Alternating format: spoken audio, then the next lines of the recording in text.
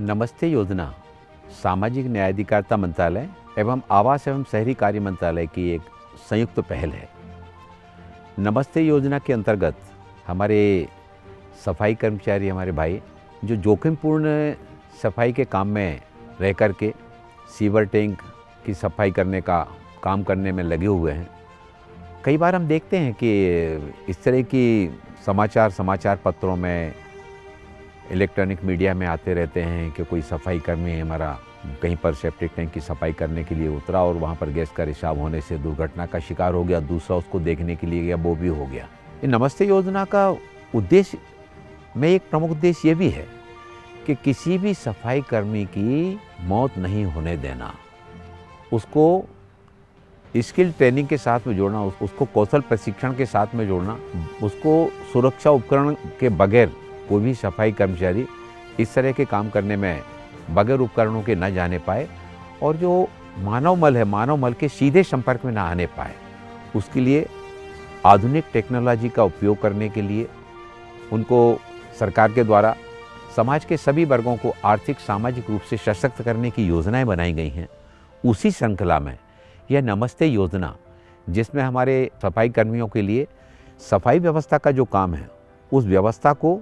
तकनीकी रूप से जोड़ा जाए और वो काम करने के लिए उनको कम ब्याज की दर पर उनको लोन उपलब्ध कराया जाए और उसमें भी सब्सिडी देने की व्यवस्था, व्यक्तिगत रूप से भी और ग्रुप के माध्यम से भी। और इसमें अगर ये मातृशक्ति अगर ये लोन अगर लेती है तो उसको 1% और ब्याज कम उसके देने की व्यवस्था, ताकि हमारे सफाई कर्मी अपने काम को बेहतर ढंग से कर सकें। इसके साथ ही साथ उनको रोज़गार के अन्य अवसर भी उपलब्ध कराने के लिए, आजीविका के अन्य अवसर उपलब्ध कराने के लिए, रोजगार सृजन की क्षमता को आगे बढ़ाने के लिए कौशल विकास के साथ में जोड़ना और कौशल विकास के साथ में जोड़ने के बाद, प्रशिक्षण लेने के बाद वो अपना कोई काम प्रारंभ करना चाहते हैं तो अनुसूचित जाति वित्त विकास निगम जो हमारे शीर्ष निगम है, फिर राष्ट्रीय सफाई कर्मचारी वित्त एवं विकास निगम है, वहाँ से कम ब्याज की दर पर लोन उपलब्ध कराना ताकि वो अपना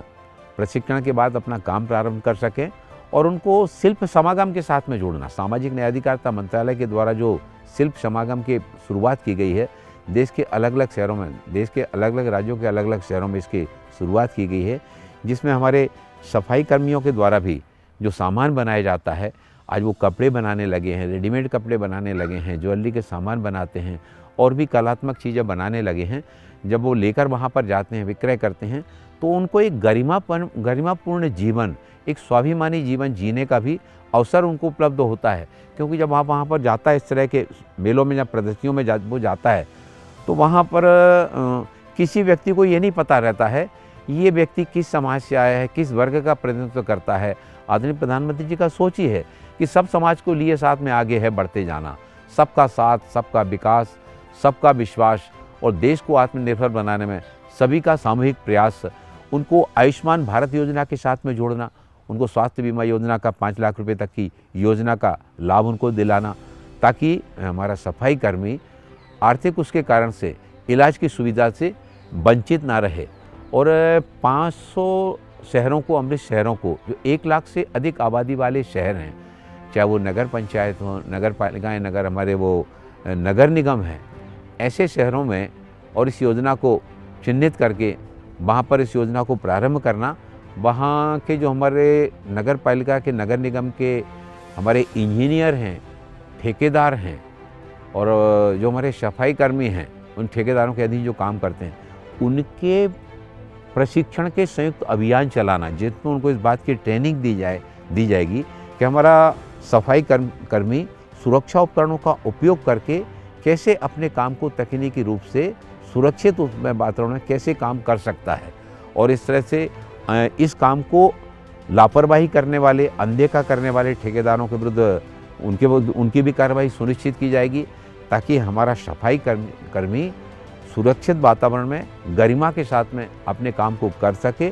और उनके बच्चों को कोचिंग की व्यवस्थाएं भी करना, जिससे वो प्रतियोगी परीक्षाओं में बाकी अन्य युवाओं के साथ में प्रतियोगी परीक्षाओं की तैयारी कर सकें। वो चाहे कर्मचारी राज्य चयन आयोग की परीक्षा हो, राष्ट्रीय स्तर की प्रतियोगी परीक्षाएं हो, बैंक की परीक्षा हो, रेलवे भर्ती बोर्ड हो, ऐसी सारी परीक्षाओं की तैयारियों के लिए भी उनकी कोचिंग की सुविधाएं उनको उपलब्ध कराई जाएंगी, जिससे हमारे सफाई कर्मचारियों के हमारे जो युवा हैं वो युवा